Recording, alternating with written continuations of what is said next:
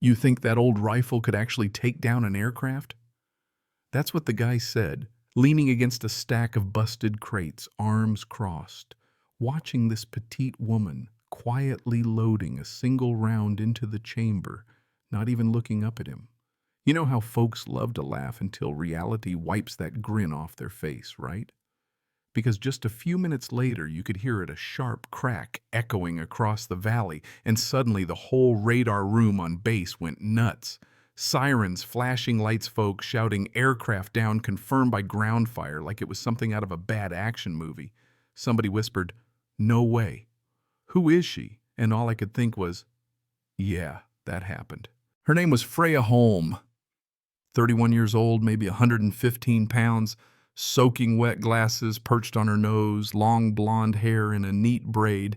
Didn't look like trouble, but you know what they say about judging a book by its cover. Freya was a logistics tech, supposedly, though nobody really knew much about her past. Most days you'd see her in the back, quietly cleaning up old rifles in the warehouse, not causing trouble, just keeping to herself. They said she used to be a marksman before some accident got her transferred out of the sniper unit. That was all rumor folks talk, but nobody knew the truth. That afternoon, everything changed. Alarms started blaring. Radar picked up low-flying attack drones coming in fast, using the valley as cover. Only problem: all the anti-aircraft weapons were locked up in Warehouse B, a whole kilometer away. Base was wide open, sitting ducks. Most people froze or scrambled, but Freya. She didn't hesitate.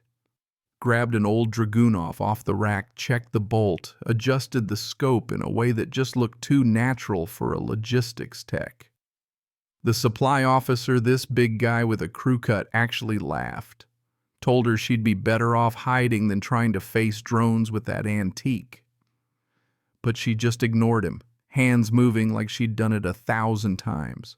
Sun was hanging low, throwing shadows across the whole compound, radios barking orders.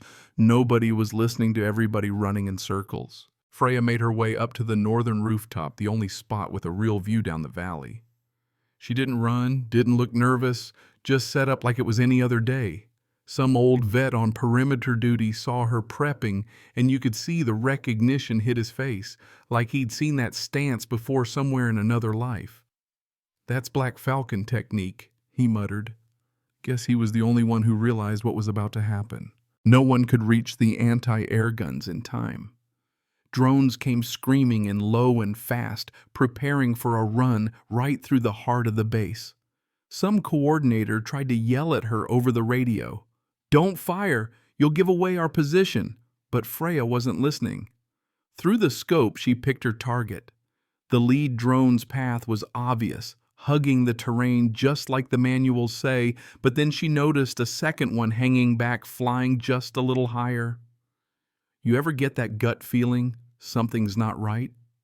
She knew right then that was the command drone, the brain of the whole attack. And here's where it gets wild. She starts running math in her head, adjusting for wind distance, bullet drop, all that stuff that would make most people's eyes glaze over. Radios are still chattering air support 30 minutes out, which, let's be honest, might as well be next week. Freya's finger tightened on the trigger, not the panicked yank you see in movies, but a smooth, deliberate squeeze. The rifle bucked, the shot rang out, and for a second the whole world just froze. Even the engines from the drones seemed to fade out. Then the base radio absolutely exploded. What was that? Who's firing? Nobody had a clue. Someone tried to cancel her out, maintain radio silence, but it was too late. She'd already worked the bolt, ejected the casing, found her sight line again. For a heartbeat, nothing seemed to change. No drones falling, no victory parade. Just that old sinking feeling of maybe I missed, maybe I'm out of practice. But then way up above the lead drone, she spotted it. A thin trail of smoke spiraling away from the command drone. That thing was banking hard, trying to keep altitude, but it was finished. She'd taken out the brain of the attack on instinct, on muscle memory, because that's what real shooters do. The veteran standing beside her just stared.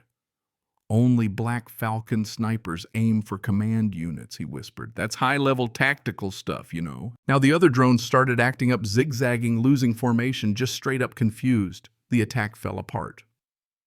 Base radar confirmed aircraft down. Confirmed by ground fire. Nobody believed it at first. Command had to replay the radar data 3 times unguided round impossible angle-moving target. They ran the numbers less than 5% chance even for their best shooters. After the chaos died down, Freya put the Dragunov back in its old case as calm as if she'd just finished another maintenance checklist. A captain came up, probably still in shock. "Who taught you to shoot like that?" She didn't answer, just took off her glasses, wiped a smudge from her cheek, and that's when he saw it. A tiny tattoo, an eagle clutching an 8. One of the old-timers in the command center gasped, "That's Black Falcon. Rescue sniper unit. Thought they were wiped out years ago." Suddenly the whole room went quiet. All those officers usually barking orders just stood there staring at the computer screens. Telemetry said it all, single shot, 400 meters, moving target, command module obliterated. The captain looked at her differently after that, saw something the rest of them missed. "That accident. What really happened?" he asked. Freya turned the spent casing over in her palm, her voice steady but soft. "We were pulling a downed pilot out of hostile territory. High-altitude rescue. I was overwatch, had to take one shot, clear the landing zone. It was perfect. Eliminated the threat. But the chopper's rotor wash threw off the shot at the last second, sent a fragment into the fuel line. My shot saved the team, but the helicopter didn't make it. 3 crew lost all because I miscalculated by 2 degrees. She let that hang in the air.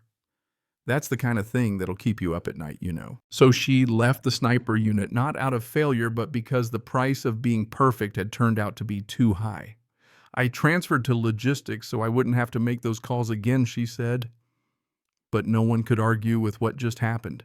She'd made a shot that nobody else on base could have even dreamed of making. "I don't need anyone to remember my name," she added. "I just need to hit the target when it matters." The old officer, eyes wide with respect, said, "Ma'am, that shot today, you saved lives. Those drones had incendiaries if they'd gotten through." She nodded, already putting her glasses back on. "Then why hide? Why not go back to the field?" The look she gave him was tired but not unkind. "Because the day I stop questioning every shot is the day I become dangerous to everyone around me." Base command tried to honor her medal ceremonies, all that she refused. Left a note taped to the rifle. "There are no old weapons, only people who stop practicing." Command printed out a screenshot of the radar confirmation and hung it in the control room. But Freya, she just went back to the warehouse, kept cleaning old rifles nobody else cared about. From then on, every new recruit heard the story how the quiet lady with the glasses saved the base when everyone else froze. She became a legend, but the funny thing is, she never changed.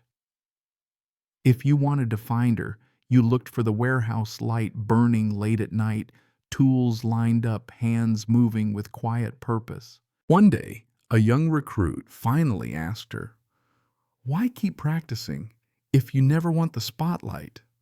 Freya didn't even pause. "Because someone might need it to be perfect," she said, eyes never leaving the rifle. The kid watched her for a while, then said, "How did you know you'd make that shot?" She looked up. Just for a moment, her gaze was sharp but honest. "I didn't. I just knew it needed to be made. If I'd missed, I'd have tried again and again until I couldn't." That's the difference, I think, between those who seek attention and those who are just quietly ready when it counts. From then on, whenever the alarms blared and the world felt like it was ending, folks found themselves glancing toward that warehouse, not for more guns, but for the sense that somehow everything would be all right if the quiet guardian was still there.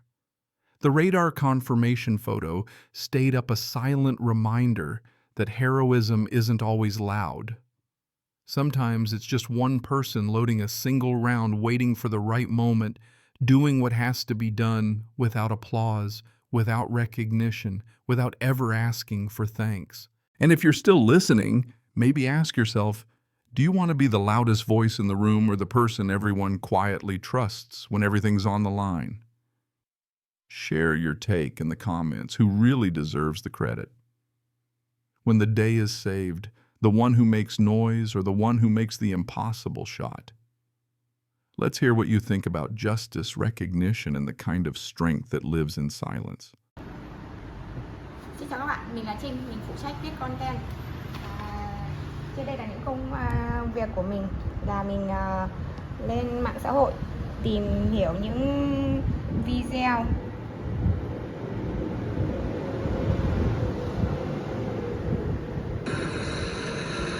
Vamos supor, você falou negócio sério.